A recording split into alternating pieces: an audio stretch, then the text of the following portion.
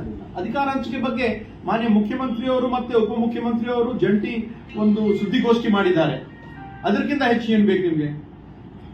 ನಮ್ಮ ಕಾಂಗ್ರೆಸ್ ಹೈಕಮಾಂಡ್ ಇಂದ ಅಖಿಲ ಭಾರತ ಕಾಂಗ್ರೆಸ್ ಸಮಿತಿ ಅಧ್ಯಕ್ಷ ಸನ್ಮಾನ್ಯ ಮಲ್ಲಿಕಾರ್ಜುನ್ ಖರ್ಗೆ ಅವರು ಹೇಳಿದ ನಂತರ ಅವರು ಒಂದು ಜಂಟಿ ಒಂದು ಸುದ್ದಿಗೋಷ್ಠಿನೇ ಮಾಡಿದ್ದಾರೆ.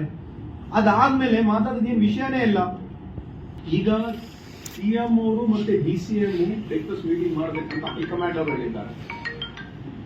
ದಿನನಿತ್ಯ ಬರ್ತಕ್ಕಂಥ ಟಿವಿ ಮತ್ತೆ ಎಲೆಕ್ಟ್ರಾನಿಕ್ ಮತ್ತೆ ಪ್ರಿಂಟ್ ಮೀಡಿಯಾದಲ್ಲಿ ಬರ್ತಕ್ಕಂಥ ವಿಷಯಗಳ ಬಗ್ಗೆ ತಾವು ದೆಹಲಿಗೆ ಬರೋಕ್ಕಿಂತ ಮೊದಲು ತಾವೇ ಮಾತಾಡಿ ಅಂತ ಹೇಳಿದ್ದಾರೆ. ಸಿಎಂ ಮತ್ತೆ ಡಿಸಿಎಂ ಅವರು ಹೇಳಿದ್ದಾರೆ. ಮತ್ತೆ ಎಐಸಿಸಿ ಅಧ್ಯಕ್ಷರು ಏನ್ ಹೇಳಿದ್ದಾರೆ?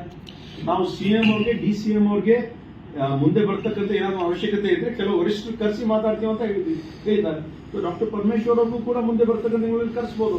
ಶಿಷ್ಯ ಆಗಿಲ್ಲ ನಾವು, ಇವರು ಒಂದ್ಸತಿ ಅವ್ರು ಕರೆದಿದ್ದಾರೆ. ಸಿಎಂ ಅವರು ಡಿಸಿಎಂ ಅವ್ರು ಕರೆದಿದ್ದಾರೆ. ಡಿಸಿಎಂ ಅವರು ಸಿಎಂ ಕರೆದಿದ್ದಾರೆ, ಅದರಲ್ಲೇನು ತಪ್ಪಿದೆ? ಇವಾಗ ಬೇರೆ ಯಾರಾದ್ರೂ ಮಂತ್ರಿನೂ ಕೂಡ ಅವ್ರು ಕರೆದ್ರು ಕೂಡ ಹೋಗ್ತಾರೆ.